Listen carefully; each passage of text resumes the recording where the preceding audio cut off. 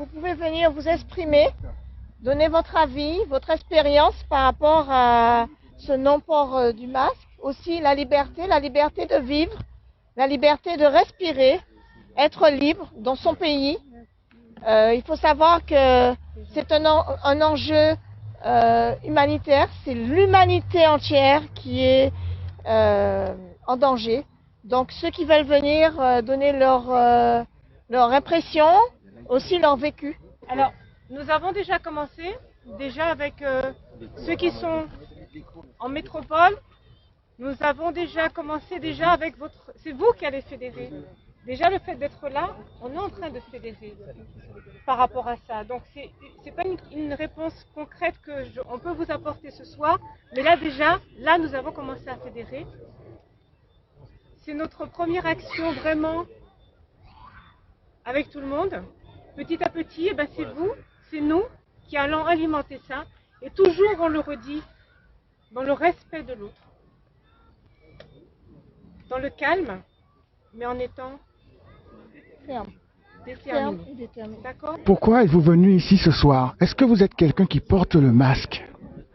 Je ne suis pas du tout favorable au port du masque et je suis en même temps quelqu'un d'assez discipliné, c'est-à-dire que j'ai toujours bien sagement respecté la loi, je n'aime pas tricher. Je suis en désaccord avec le port du masque. Je suis l'information internationale, les interventions de scientifiques, des choses comme ça, et en fait je considère qu'il est avéré que le port du masque est inutile et même préjudiciable à la santé.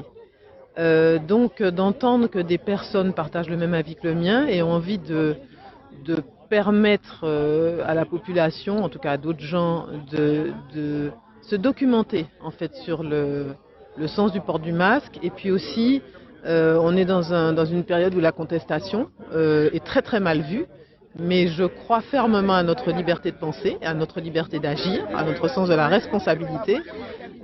Donc je pense que c'est important que nous nous fédérions de façon à nous faire entendre, à poser qui nous sommes et ce que nous voulons pour nous-mêmes et nos santé, et tout ça de façon dans la légalité, de façon très positive, très calme, pas de colère, on peut être tout à fait dans l'amour, on peut être très, très posé, pondéré, et d'autant plus conscient en fait de nos vies, de ce qui se joue pour nous. Le port du masque n'est pas approprié. Il y a un moment où on nous disait de ne pas le mettre, les mêmes personnes qui aujourd'hui nous demandent de le mettre. Justement, mais quand on respecte la loi, quand on n'est pas contre les lois, contre les règles, est-ce qu'il est possible, parce que c'est quand même des recommandations par l'ARS, par la préfecture, qui insistent pour que la population puisse porter le masque? En fait, c'est un petit peu ça la difficulté, c'est que soit en tant que petit citoyen, petite personne, on n'ose pratiquement plus penser face à l'autorité avec un grand A. Or, nous sommes des personnes pensantes, intelligentes, conscientes, et en fait, normalement, nos gouvernants nous représentent. C'est-à-dire que le gouvernement, le pouvoir est censé porter une pensée collective et veiller au bien de la collectivité. Et si on n'a plus l'impression d'être protégé et d'être dans un système bienveillant envers nous, on a tout à fait le droit de s'exprimer. Et en fait, l'idéal serait que justement les gens de pouvoir, les gens au pouvoir, acceptent juste de nous entendre, acceptent d'entendre les gens qui pensent, qui ont une pensée critique. La pensée critique, elle fait avancer sur tous les plans. Je ne dis pas que forcément on a raison, mais qu'on écoute ce qu'on dit, et qu'on écoute nos systèmes de pensée, notre logique, et puis qu'on les voit au chapitre. Au lieu d'être muselé, être dominé, dompté, menacé d'amendes, de choses comme ça, qu'on écoute les scientifiques qui osent parler, ils se font démettre. Ils se font démettre de leurs fonctions sans avoir commis de faute professionnelle sur le plan scientifique. C'est quand même un petit peu délicat. Voilà. Donc en fait, ce qui m'a fait venir ici, c'est que j'ai senti une démarche, vivante, joyeuse et positive de gens qui n'ont pas envie de tout accepter sans rien remettre en question, en fait. Voilà. Comment fait-on par rapport à la comment dirais-je, au fait de pouvoir aller dans les magasins, par exemple, pour pouvoir prendre ce dont on a besoin sans masque. Et puis aussi, quelle attitude adopter si toutefois il y a des représentants des forces de l'ordre qui insistent pour le port du masque. En fait, la question que vous soulevez, c'est la question de qu'est-ce qu'on fait soi face au pouvoir quand on a des idées qui ne sont pas les mêmes. Moi, ce que je regrette, alors je suis sur la planète depuis un petit peu plus d'une 50aine d'années. J'ai connu une période de vie où exprimer son désaccord était une chose acceptable et normale. Aujourd'hui, c'est devenu un crime de lèse-pouvoir. On est diabolisé, en fait, dès lors qu'on n'est pas en accord avec les mesures qui sont prises. Est-ce que ça vous est déjà arrivé justement que quelqu'un vous fasse la remarque de manière agressive, vous ne portez pas de masque, vous êtes inconsciente, vous ne pensez pas aux autres, vous êtes égoïste? Ah non, on m'a pas dit ça, mais j'aimerais... En fait, si on me disait ça, je pense que je serais en mesure. Je pense vraiment que je serais en mesure de répondre très calmement, très gentiment sur ça. En fait, la difficulté, quand on n'est pas en accord avec le masque et qu'on a tout le système légal derrière soi ou contre soi, c'est de se faire entendre. En fait, c'est presque comme si on n'avait aucune légitimité. Et c'est pas le cas. Le pouvoir est censé représenter le peuple. Enfin, j'ai une vision très utopique, mais en tout cas, ce que je veux dire, c'est que quand on a des centaines de milliers d'humains, voire des millions d'humains, qui ont des pensées communes sur des questions qui mettent en jeu leur santé, leur vie, la qualité de leur vie, etc., des centaines de milliers de personnes, on ne peut pas décider de refuser de les écouter et on ne peut pas décider de les diaboliser ou de les considérer comme des irresponsables, en fait. Il y a une espèce de culpabilisation et en même temps de désinformation qui n'ont pas lieu d'être, en fait.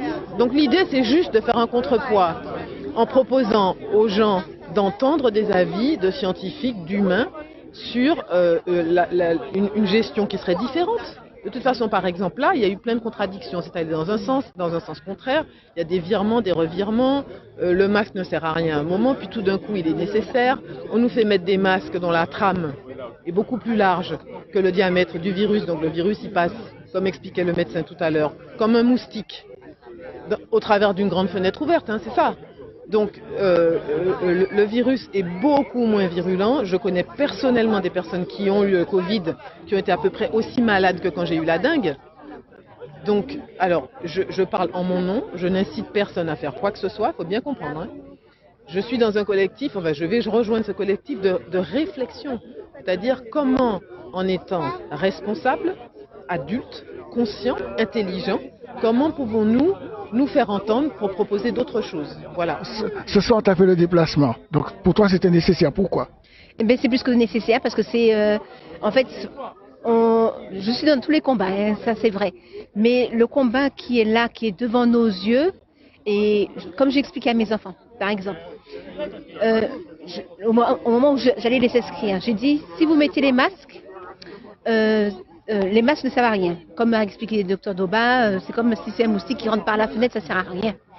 Si vous laissez, vous pouvez mettre les beaux masques comme vous pouvez ne pas les mettre. Je ne vais rien vous faire. Si vous enlevez les masques, je vais vous soutenir. Il y a un avocat, on va vous soutenir. Mais si vous les mettez, les masques, parce que vous ne voulez pas que... parce qu'il faut avoir une certaine force, puisque je leur ai montré que forcer d'entrer dans un magasin sans masque, c'est pas facile. T'as déjà fait? Ah oui, je l'ai fait et c'est pas. Il faut vraiment avoir une force, une détermination, une persévérance. Ça c'est un combat. Donc je l'ai fait et je continue à le faire. Et vraiment, lorsque je suis fatiguée, je mets le masque et puis après à l'intérieur, je l'enlève. Est-ce que c'est bien accepté? Est-ce que ça a été accepté par les personnes qui t'ont accueilli dans les magasins, par exemple? Non. Alors, au Saint-Esprit, non. Le vigile m'a fait barrage. Après, j'ai dit, faut appeler les gendarmes, parce que c'est eux qui sont habilités à donner une contravention, mais appeler les gendarmes. Donc, il a appelé sa sous-chef, sa sous-chef a appelé son chef. Et puis, moi, j'ai expliqué au chef que au début, il fallait pas de masque. Maintenant, il faut un masque parce qu'il y a une production de masques, etc. Ça ne sert à rien. Et vous laissez le petit, là, de moins de 10 ans, parce qu'il a moins de 10 ans sans masque. Donc, qu'est-ce que vous considérez? C'est une vie... Qu'est-ce que vous considérez chez le petit? C'est pas une vie à protéger, etc. Donc finalement, j'étais dans le magasin avec ma fille, sans masque. Et puis au moment où on va au niveau des légumes, une dame elle dit, je discute avec ma fille, déjà que vous n'avez pas de masque, fermez en babouchou. Voici ce que la dame dit. J'ai pas pris la peine de les répondre puisque c'est son ignorance qui la rend aussi agressive et violente envers moi. Donc j'ai pas. Je pense que les gens regardent trop la télé, écoutent trop la RS, le préfet et tous ces gens. Oui. Et autrement, ils ne font pas de recherche personnelle, ils ne vont pas à la quête des recherches. Mais moi aussi, j'ai été couillonnée. Pendant les 2 premières semaines du confinement, masque, gants, lorsque j'allais dans le magasin. En même temps, on ne savait pas à quoi s'en tenir, donc voilà. On a fait comme tout le monde, on était prudents. Voilà, donc les 2 premières semaines, c'était comme ça. Et puis lorsque j'ai commencé à faire mes recherches, je dis, couillonnade qui là? J'ai dit aux enfants, on va à la mer. Je vais à la mer à Madjana, je vais à la mer au Carbet, j'attrape mes contraventions, je les Oui, justement, on a eu l'occasion de voir une fois que tu t'étais fait arrêter par des gendarmes, en fait, qui voulaient absolument te donner une contravention parce que tu n'avais pas ton attestation, je crois. Voilà, pour l'attestation. Donc, c'était le 10 mai, c'est-à-dire le dernier jour du confinement. J'étais au convoi pour les réparations à Sainte-Anne. Donc, ils voulaient nous barrer tout court, le mien. Ils voulaient nous barrer tout court et puis donc nous empêcher d'avoir justement d'aller de faire le convoi pour les réparations, le premier jour du convoi pour les réparations. Et bien j'avais pas d'attestation. Après il me dit qu'il faut une attestation pour chaque enfant. Donc comme j'avais une pile d'attestations, parce que lorsque je sortais avec les enfants, je faisais une attestation en langue martiniquaise où je mettais mes mots, où je mettais mes textes, etc. Je parlais de la colonie française, etc. Et puis il me dit, il voulait savoir le nom des enfants. Donc j'ai dit aux enfants, mettez juste votre prénom. Et puis alors les enfants mettent leur prénom et puis ils disent non, il faut mettre le nom de famille aussi. J'ai dit donnez 5 contraventions, je vais m'en occuper. Ils m'ont dit qu'ils voulaient me mettre en garde à vue. Alors j'ai dit ok, j'attends, je suis là, j'attends. Ça va loin quand même, hein, ça va très loin. Ils voulaient me mettre en garde à vue. Et puis finalement 2 autres gars sont arrivés, mais ils m'ont pas mis en garde à vue. Je suis allée faire mon convoi pour les réparations, donc il n'y a pas de souci. Mais c'est vrai qu'il faut vraiment de la détermination et puis il faut pas faiblir. Faut pas faiblir devant eux. Je suis allée à la plage de Madjana, la même chose, j'ai pas d'attestation, je vais me baigner, alors on pouvait circuler sur le littoral à un moment, etc. Et bien lorsque je vois l'arrêté préfectoral, et bien les gens qui ont des contraventions entre le 1er avril et le 15 avril, vous pouvez la contester parce qu'entre le 1er et le 15 avril, l'arrêté préfectoral était caduc. Donc non seulement j'ai contesté l'amende et j'ai porté plainte. J'ai porté plainte le soir en ligne pour m'avoir empêché de circuler librement sur le territoire martiniquais. Et lundi, je suis allée à la gendarmerie pour signer. Donc il y a l'après-plainte et après je suis allée signer la plainte de la mairie de Solchère, de la gendarmerie de Solchère. Mais depuis, toutes les contestations, j'ai jamais eu de retour jusqu'à l'heure. Mais il faut que tu m'expliques quand même un truc. Quelle différence qu'il y a entre 8h du matin et 22h et entre 22h et 5h du matin? C'est-à-dire, est-ce que le virus circule beaucoup plus entre 22h et 5h du matin? Mais ça, c'est leur folie. Ça, ils sont dans un délire. Je ne comprends pas. Ils sont dans ce délire, c'est tout. Ça, c'est une folie de leur part. Ça, c'est une parano. Et comment des gens arrivent à tomber dans ce panneau? Je sais pas, le préfet qui dit on met un arrêté commercial. Parce qu'en fait, quand on regarde bien, il a peut-être reculé, il a peut-être eu peur de la population pour pouvoir dire un truc pareil.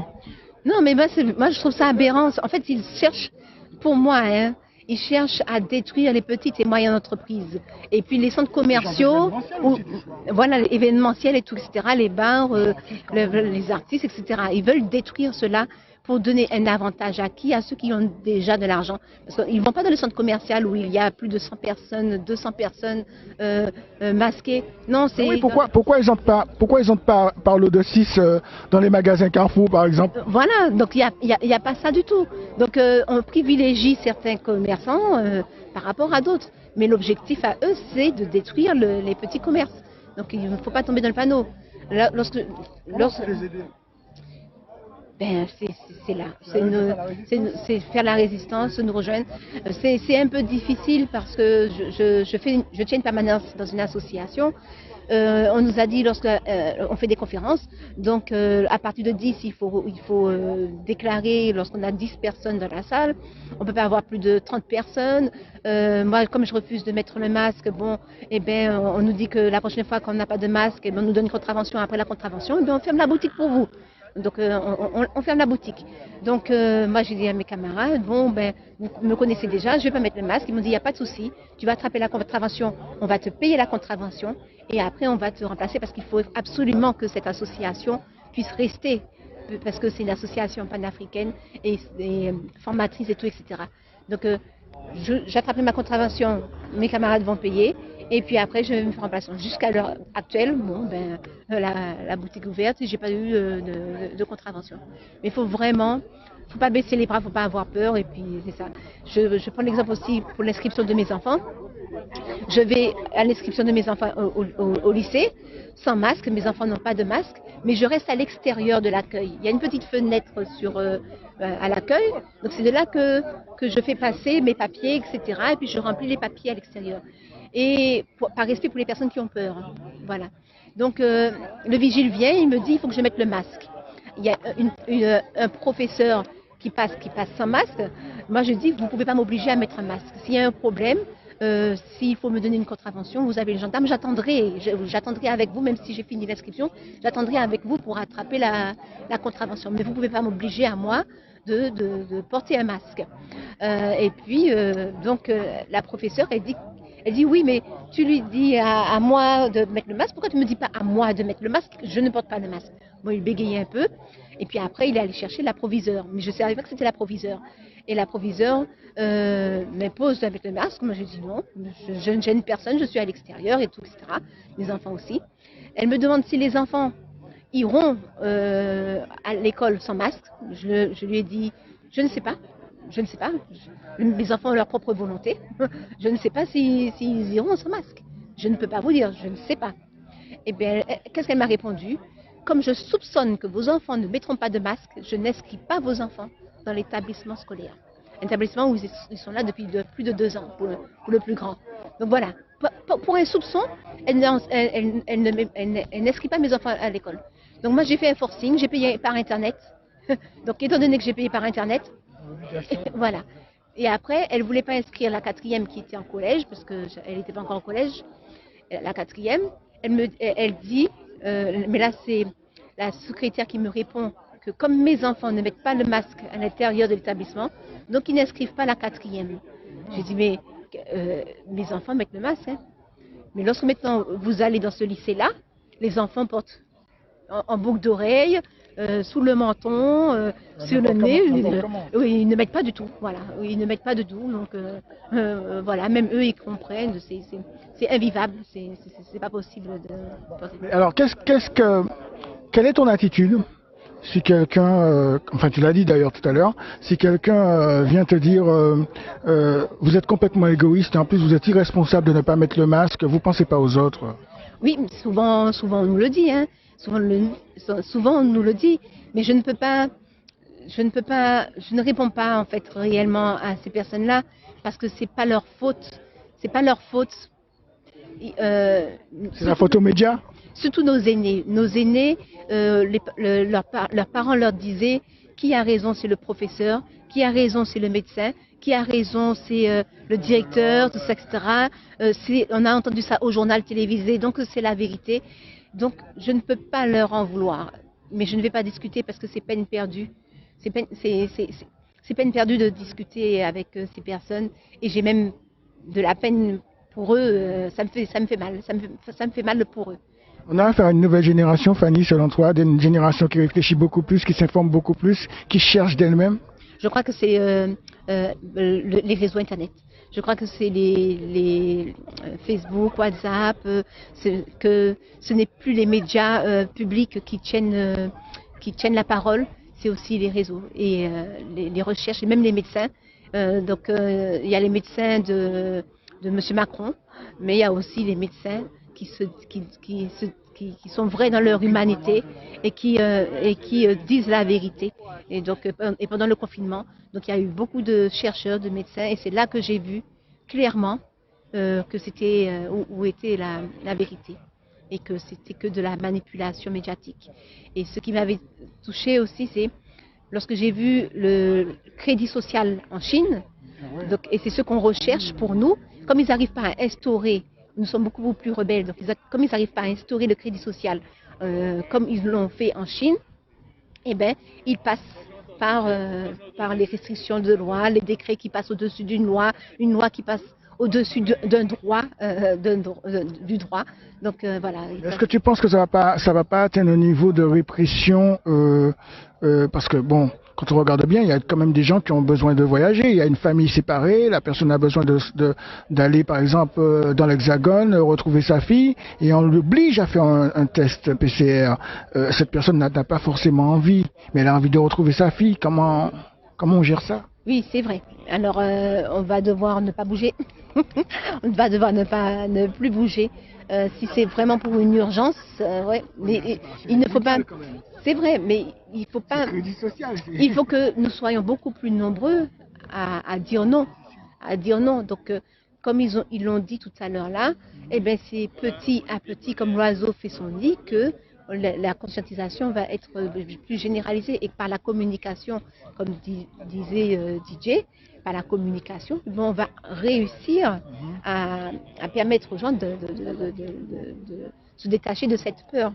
Voilà, de se détacher de cette peur. On est dans la construction du chemin de la fidélité? Bien sûr, toujours. Ok, merci beaucoup Fanny, on continue.